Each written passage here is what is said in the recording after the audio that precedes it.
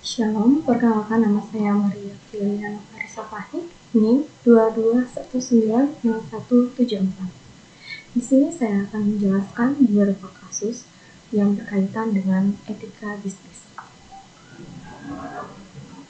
Kasus pertama, pelanggaran etika bisnis Telkomsel diduga melakukan manipulasi dalam iklan Talkmania. Analisis permasalahan, Telkomsel dituduh melakukan manipulasi dalam program Talkmania dengan masih menarik pulsa meski layanan utama tidak diberikan. Hal ini terjadi pada salah satu warga Kota Medan, Mulyadi.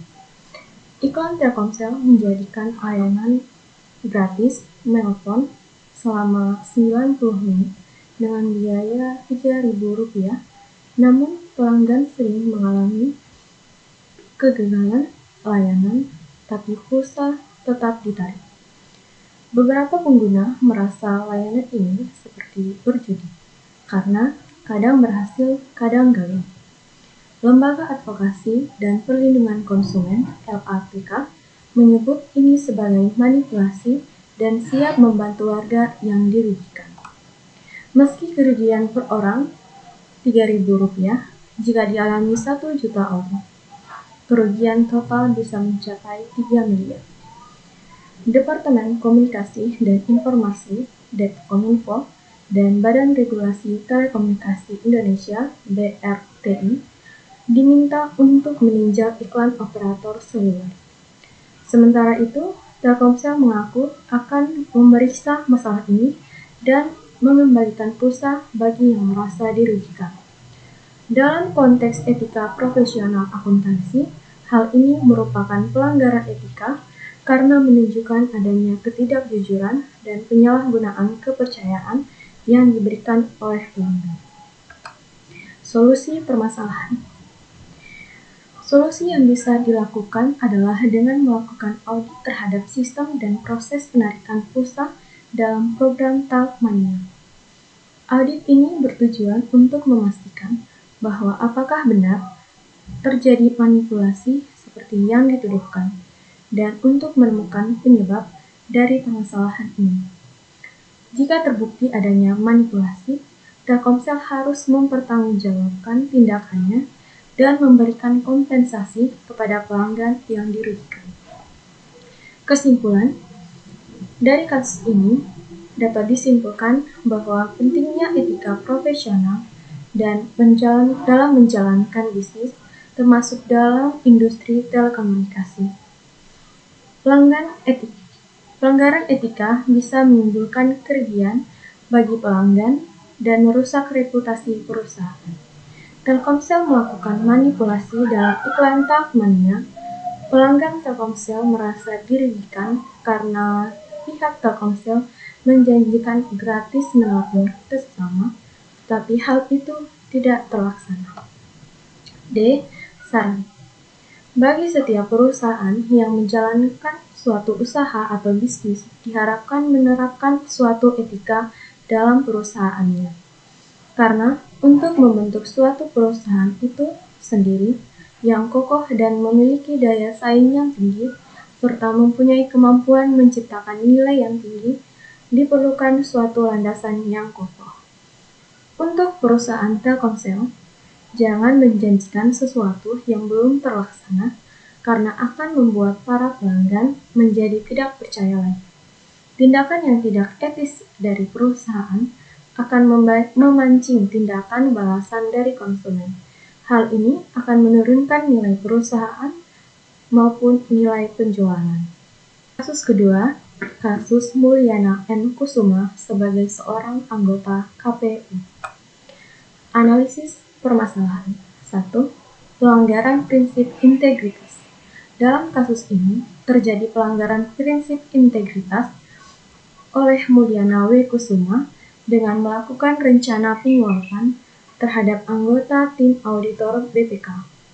Dalam profesi akuntansi, integritas adalah prinsip dasar yang harus dipegang teguh. Tindakan penyuapan ini menunjukkan kurangnya kejujuran dan integritas dari pihak yang terlibat. 2. Pelanggaran prinsip objektivitas.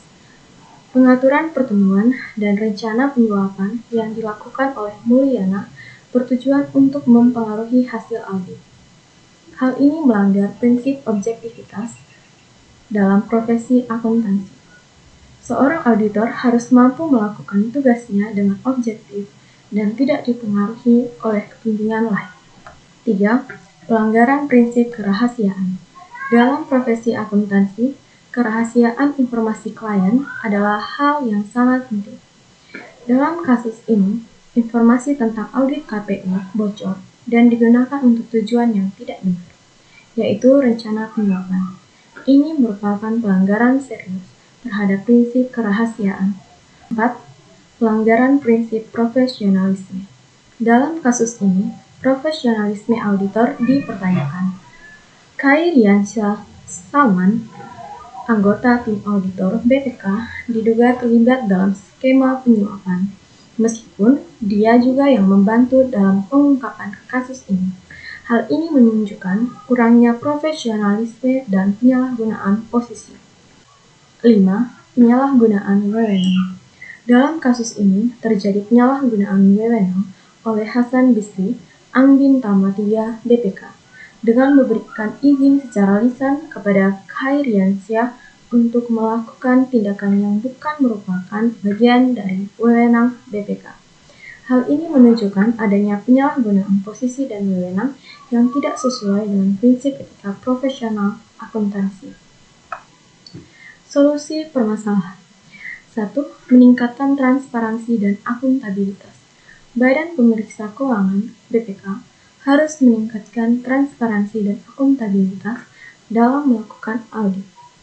Ini dapat dilakukan dengan memastikan semua proses audit dilakukan secara terbuka dan hasil audit dipublikasikan secara luas untuk dapat diakses oleh publik. 2. Pengembangan kode etik. BPK perlu mengembangkan dan menerapkan kode etik yang kuat dan jelas bagi semua auditor. Kode etik ini harus memuat aturan mengenai penanganan konflik kepentingan, penyuapan, dan masalah etika lainnya. 3.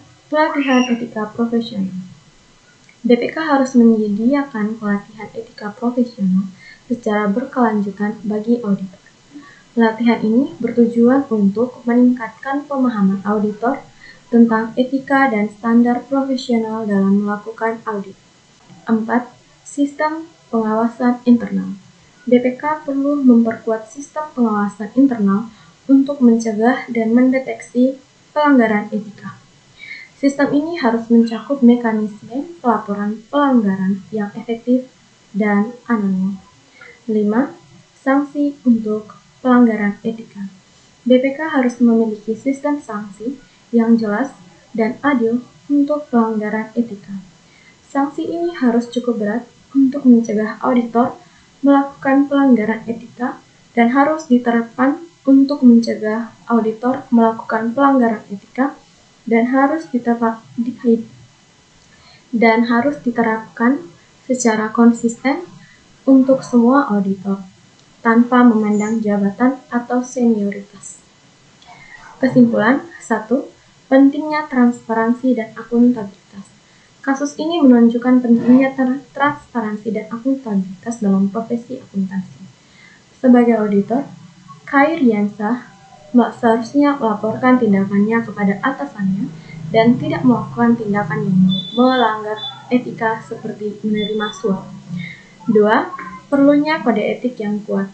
Kasus ini menggarisbawahi pentingnya memiliki kode etik yang kuat dalam profesi akuntansi. Kode etik ini harus mampu mengatur tindakan auditor dan memberikan petunjuk yang tentang bagaimana mereka harus bertindak dalam situasi yang sulit. 3. Pentingnya pengawasan internal. Kasus ini menunjukkan bahwa BPK perlu memperkuat pengawasan internalnya. Pengawasan ini penting untuk mencegah dan mendeteksi tindakan yang tidak etis oleh stafnya. 4. Pentingnya pelaporan. Kasus ini menunjukkan bahwa pentingnya bagi auditor untuk melaporkan tindakan yang mencurigakan. Dalam hal ini, Khairiansyah seharusnya melaporkan upaya penyuapan kepada atasannya bukan melakukan tindakan sendiri. 5. Pentingnya sanksi. Akhirnya, kasus ini menunjukkan pentingnya memiliki sanksi yang tepat untuk pelanggaran etika. Sanksi ini penting untuk mencegah perilaku tidak etis di masa depan dan memastikan bahwa auditor mematuhi standar tertinggi etika profesional. Saran yang perlu dilakukan yaitu 1. Penguatan kode etik. 2. Pelatihan etika berkelanjutan. 3. Sistem pelaporan yang efektif. 4. Melakukan pemeriksaan dan audit internal. 5. Adanya penegakan hukum.